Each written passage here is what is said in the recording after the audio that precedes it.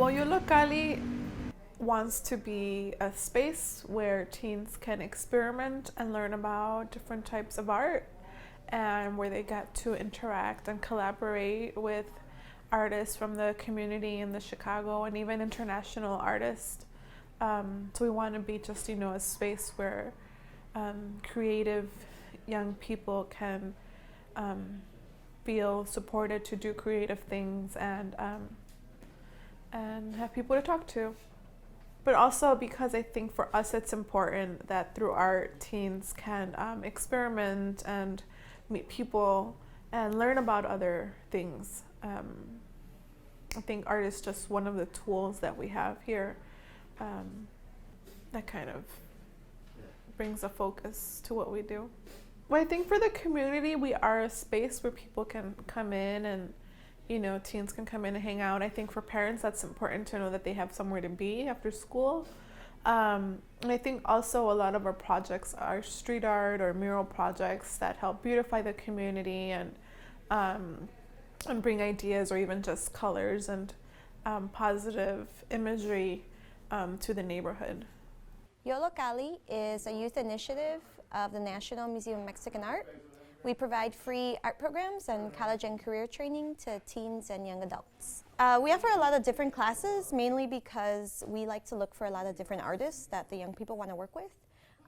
So anywhere from more traditional arts, painting, drawing, printmaking, to digital video programming, so digital video or sound, journalism, to anything that we feel like young people would be interested in, or that the artists are having a practice that we feel will fit what the young people might want to do.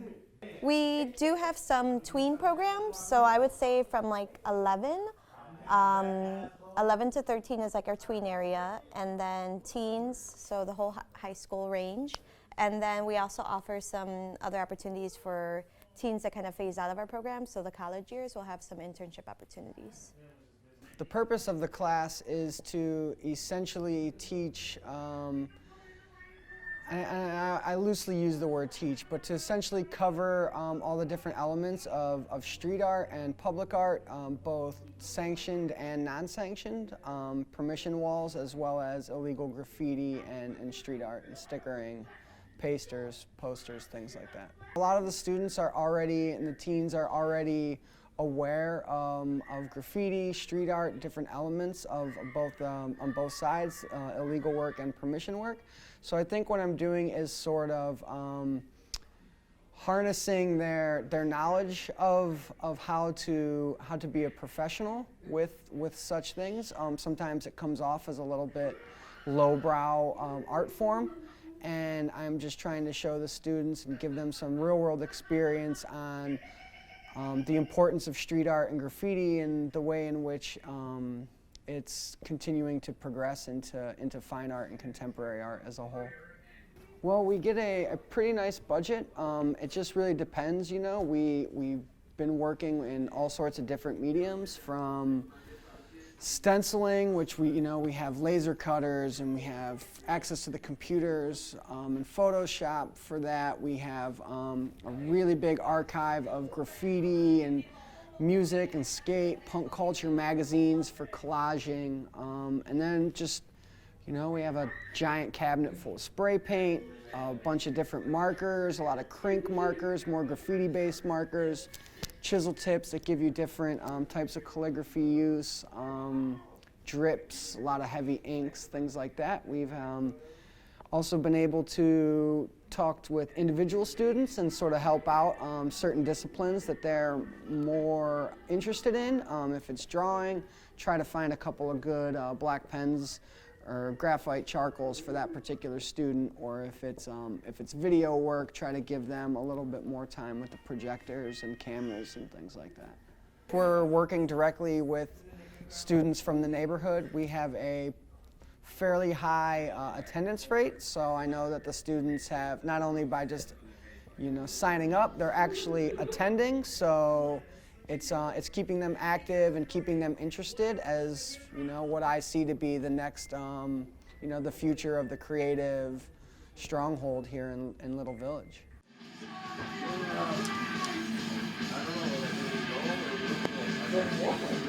I'm taking the street art class.